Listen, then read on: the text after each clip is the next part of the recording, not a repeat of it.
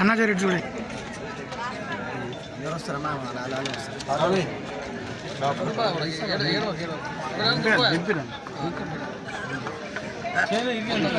Social media ఇంటికి ఒకటి అది ఫ్యామిలీకి ఒక్కటి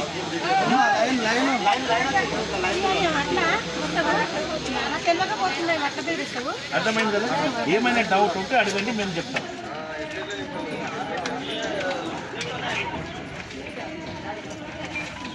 జాగ్రత్త.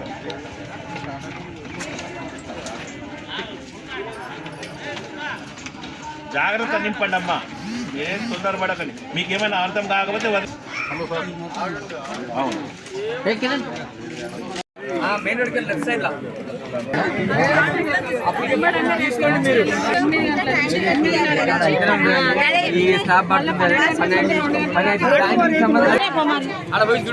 మీరేమైనా పోయేస్తానన్నా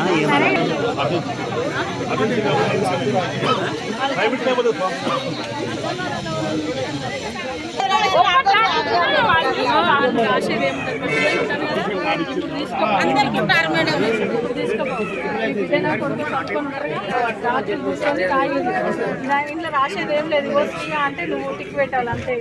SC ST BC minority tick పెట్టాలి. పుట్టిన తేదీ వేయాలి. ఇంట్లో ఎవరి పేరు అయితే రాస్తారో వాళ్ళే డీటెయిల్స్ ఉండాలి. వీళ్ళు రాయి ఉన్నాయి. అందుకే మీ పిల్లలతో ప్రశాంతంగా నింపించి రేపు పొద్దుగానే తెచ్చి ఇచ్చేసి ఏది కావాలో దాన్ని టిక్ పెట్టాలి. అన్ని కావాలి, అన్నిటి కొట్టాలి. ఈజీ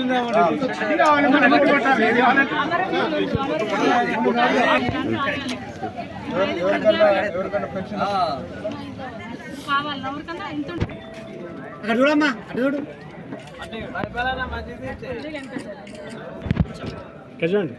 అన్న జరి చూడే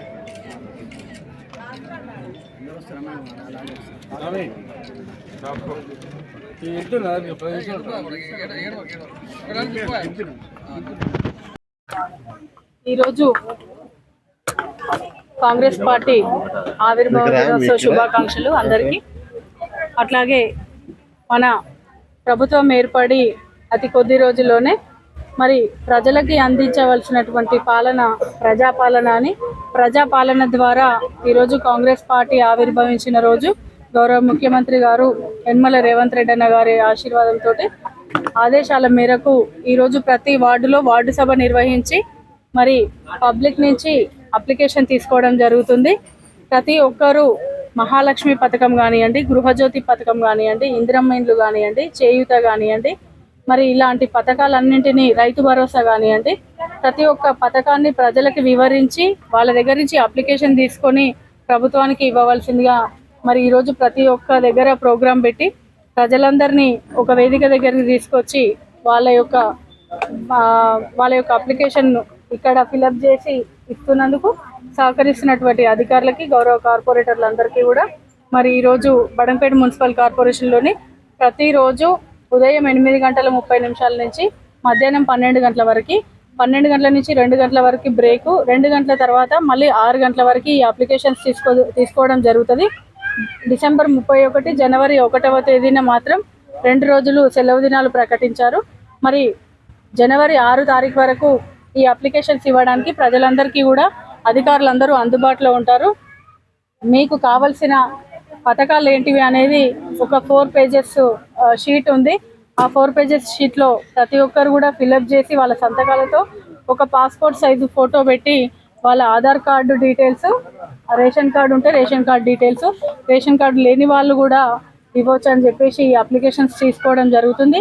ఈ అప్లికేషన్స్ అందించిన తర్వాత ఏదైతే ఉంటుందో మన సాఫ్ట్వేర్ ద్వారా ప్రభుత్వానికి సమర్పించడం జరుగుతుంది. కాబట్టి మరి ప్రజలందరూ కూడా వినియోగించుకోవాలి. అట్లాగే ప్రభుత్వ అధికారులు కూడా సహకరించాలని ప్రజలందరినీ కోరుతా ఉన్నాను. ఎందుకంటే ఒక్కొక్క దగ్గర కొంతమందికి డౌట్లు ఉంటాయి. రేషన్ కార్డులు రాని వాళ్లకు, లేని వాళ్లకు ఈ పథకాలు వర్తించవు. ఇంకొకటి బిలో పావర్టీ ఉన్న వాళ్ళకా, లేకపోతే వెల్ ఎడ్యుకేటెడ్ డిపార్ట్మెంట్స్ ఉన్న వాళ్ళకా, వీళ్ళందరికీ కూడా కొన్ని సలహాలు, సందేహాలు ఉంటాయి.